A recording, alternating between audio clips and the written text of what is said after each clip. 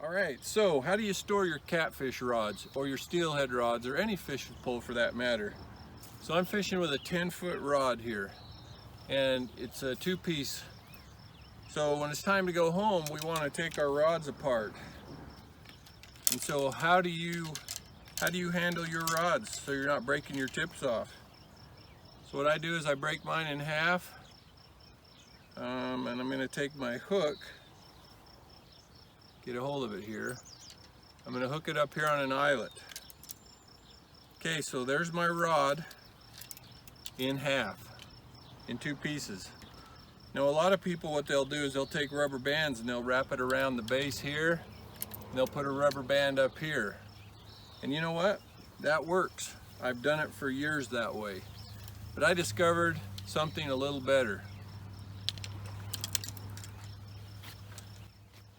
What I have here is a tourniquet.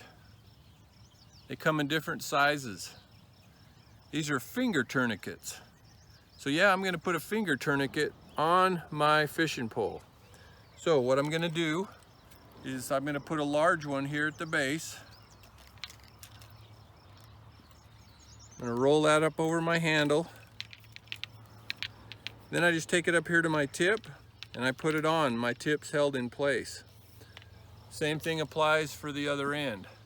I take a small tourniquet and I just roll it over the end, and there it is.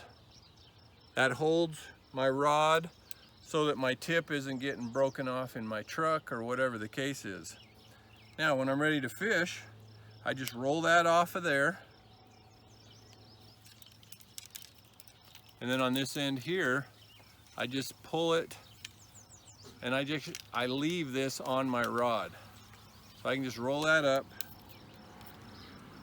Let me click my bail here.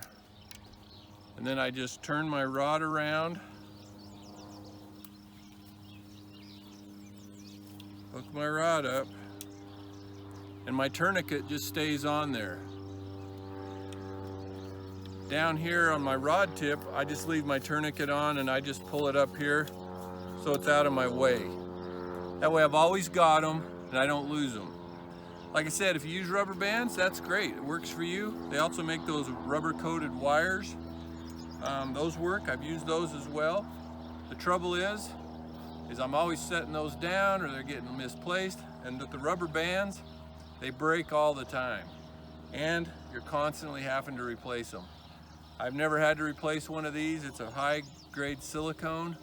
And like I said, they're made for when you do surgery on fingers or whatever. They'll put one of those on to stop the blood flow, and then they just cut them to get them off. But they work great for me. Might be something worth giving it a try, but it's a finger caught or finger tourniquet for doing surgery. So you know the drill. Like if you do, subscribe if you haven't. Leave me some comments down below and hit that bell for notifications. Anyway, I appreciate you watching. Hope you're having a great day. Tight lines.